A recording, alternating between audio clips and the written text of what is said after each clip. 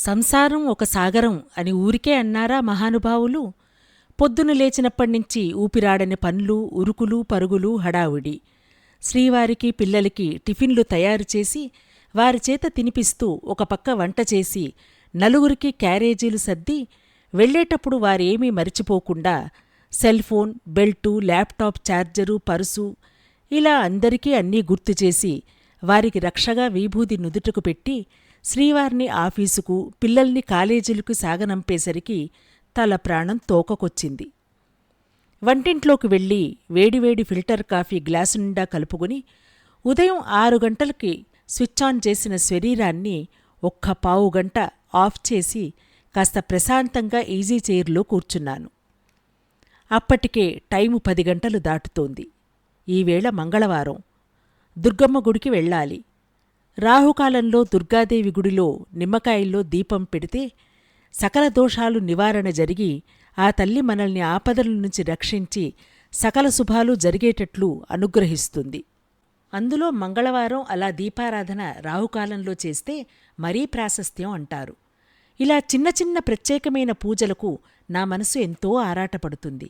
అలా గుడికి వెళ్ళొస్తే ఎంతో సంతృప్తిగా, నా కుటుంబం అమ్మవారి రక్షణలో ఉన్నదన్న సంతోషం. కాఫీ తాగటం ముగించి వెంటనే లేచి దేవుడి గదిలోకి వెళ్ళి ఉదయం మా శ్రీవారు వెలిగించిన దీపాల్లో మరి కాస్త నూనె వడ్డించి పూజకు ఉపక్రమించాను. ప్రతిరోజూ ఆయన దీపారాధన చేసి విష్ణుపారాయణం చేసుకుని పాలు పళ్ళు నైవేద్యం పెట్టి ఆఫీసుకు వెడతారు. ఇది మా దినచర్యలో ఒక భాగం. నాకు ఆయనకే కాదు, మా పిల్లలకు కూడా దైవభక్తి, సాంప్రదాయ విలువలు, సెంటిమెంట్లు, బయటకు వెళ్లేటప్పుడు అమ్మవారి కుంకుమ ధరించి వెళ్లటం అనే పద్ధతులు దేవుడి దయ వల్ల అందరికీ అలవడినాయి. ప్రశాంతంగా సంకల్పం చెప్పుకుని లలితాపారాయణం చేసుకున్నాను. అమ్మాజీ, ఓ అమ్మాజీ, మామిడి పండ్లు తెచ్చినాను. గేటు టకాటకా శబ్దం చేస్తున్నాడు పళ్ళ సాయిబు. నేను బయటికి వెళ్లే తొందరలో ఉన్నాను. ఇప్పుడు నాకు తీరిక లేదు సాయిబు, రేపు తీసుకుంటాలే, వెళ్ళిరా. ఒక్క అడుగు బయటపెట్టి అతన్ని వెళ్ళమని చెప్పాను. అరే అరే, అట్లా అన్నకు అమ్మాజీ, ఈరోజు నేను చాలా ప్రత్యేకమైన పళ్ళు తోటలో ఇంచి తీసుకువచ్చాను. చాలా తీయగా ఉన్నాయి. పహళీ బోని మీదే అమ్మా, పిల్లలకు తినిపించండి అన్నాడు. ఎన్నో ఏళ్లనుంచి ఏ సీజన్లో వచ్చే పళ్ళు ఆ సీజన్లో మంచి వెరైటీలు తీసుకొస్తాడు. అతనికి మా పిల్లలంటే మహా అభిమానం. అందుకే నిండు బుట్ట మా ఇంటికే ముందుగా తెచ్చి మాకు ఇచ్చిగాని వేరే చోటుకి వెళ్ళడు. సరేలే, పిల్లలు మామిడి పళ్ళు అంటే చాలా ఇష్టంగా తింటారు. అందులోనూ బయటికి వెళ్లేటప్పుడు పండ్లు ఎదురొస్తే చాలా మంచిది. ఓ చిన్న సెంటిమెంటు మనసును కదిలించటంతో నాకు కావలసిన పండ్లు తీసుకుని అతన్ని పంపించేశాను. అప్పటికే సమయం 12:30 అయింది. గబాగబా గుడికి తీసుకువెళ్లాల్సిన వస్తువులు పసుపు, కుంకుమ, అగరబత్తి, కర్పూరం, నూనె, ఒత్తులు, నిమ్మకాయలు వగైరా వగైరా అన్నీ పొదంగా బుట్టలో సర్దుకుని ఎదురుగా టేబుల్ మీద పెట్టిన మామిడి పండు నుంచి ఒక పెద్ద మామిడి పండును ఇది అమ్మవారికి నైవేద్యం పెట్టాలి అనుకుని బుట్టలో పెట్టుకున్నాను. సన్నగా ఆకలి మొదలైంది. హతోస్మి. ఇంకేముంది? ఆకలి మొదలవుతే ఇక శరీరం మనసుని చిత్ర విచిత్రమైన ఆటలు ఆడిస్తుంది కదా. తలుపు తాళం వేసి వాకిట్లో గేటు పక్కనే ఉన్న చెట్టు నుంచి చక్కగా విరగబూసిన గులాబీలను తుంచి ఒక తడి రుమాలలో చుట్టి బుట్టలో పెట్టాను. ఆటో మాట్లాడుకుని గుడికి వెళ్లేసరికి మధ్యాహ్నం రాహుకాల దీపాలవేళ అవుతూనే ఉంది. అప్పటికే చాలామంది భక్తులు చేరారు. అమ్మవారు నాకు కనపడేటట్లుగా ఒక చోటు చూసుకుని అక్కడ నా పూజా సామాగ్రిని పరుచుకున్నాను. ఎర్రని జరీచీరలో రకరకాల పూలమాలలతో మెడలో నిమ్మకాయల దండతో ఎంతో కళకళలాడుతూ అలంకరించబడిన అమ్మవారిని కళ్ళారా దర్శనం చేసుకున్నాను. భక్తులందరికీ మనవి, అమ్మవారి గుడి 4 గంటల వరకు తెరిచే ఉంటుంది. ఇక్కడ గణపతి మందిరం తలుపులు వేయాలి. అర్చన చేయించుకునేవారు వేగంగా రావాలి. అర్చకుడి పిలుపుతో భక్తులందరూ అక్కడికి చేరారు. అమ్మవారికి ఒకవైపు గణపతి మందిరం, మరోవైపు వల్లీ దేవసేన సమేత సుబ్రహ్మణ్యస్వామి కొలువైయున్నారు. నేను కూడా గణపతికి అర్చన చేయించాలని లేచి బుట్టలో నుండి నేను తెచ్చిన పండుని తీసుకుని గణపతి మందిరానికి వెళ్ళాను. అందరూ వాళ్లు తెచ్చిన పళ్ళు, పూలు, కొబ్బరికాయలు అక్కడ ఉన్న పెద్ద పళ్ళెంలో పెట్టి వారి గోత్రనామాలు చెబుతున్నారు.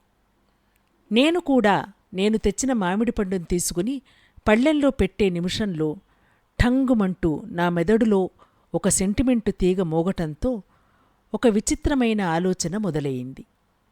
ప్రశ్నించడానికి ఒకటి, సమాధానపరచడానికి మరొకటి. మనసు 2 విభాగాలయింది. ఇంక మొదలైంది మనసులో సంచలనం. అరే, ఇదేమిటి? ఈ పండుని అమ్మవారికి నైవేద్యం అనుకుని తెచ్చాను కదా, మరి ఇప్పుడు దీన్ని గణపతికి ఇస్తే అమ్మవారికి కోపం రాదా? మరి ఈయనేమో ఆదిదేవుడు.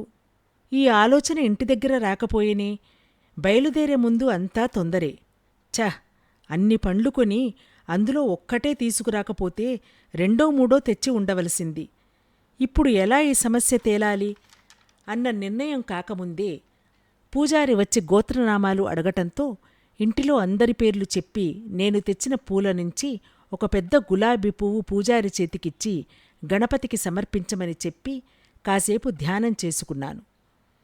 కళ్ళు తెరిచేసరికి నేనిచ్చిన పువ్వు గణపతి చెవినలంకరించింది. ఏమిటి, పండు ఇవ్వకుండా నా చెవిలో పువ్వు పెట్టావా?